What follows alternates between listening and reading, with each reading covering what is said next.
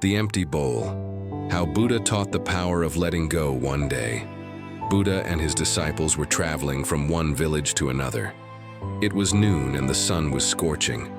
The disciples were tired and hungry, but they continued walking in silence, following their master. As they approached a small village, Buddha saw a beggar sitting under a tree. He had a small empty bowl in front of him. The beggar looked weak and frail, his clothes tattered. Buddha stopped, looked at the man and smiled. "Why are you sitting here with an empty bowl?" Buddha asked gently. The beggar looked up and said, "I have nothing.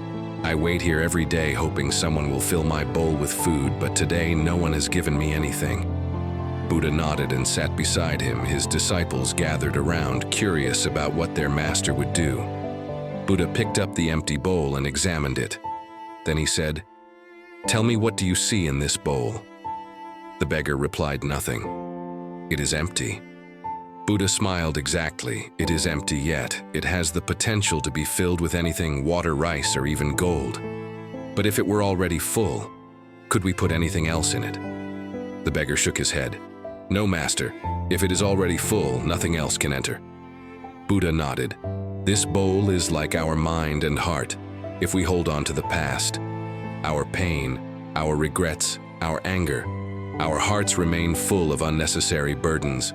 There is no space for peace, wisdom, or happiness. But if we let go, we become like this empty bowl, open to receive new experiences and joy." The disciples listened carefully, understanding the depth of his words.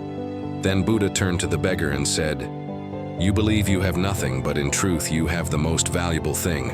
An empty bowl. Use it. Will lie empty your mind of sorrow and your heart of fear.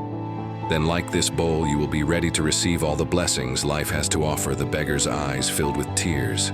He had spent years feeling sorry for himself, thinking he had nothing, but now he realized the power of letting go.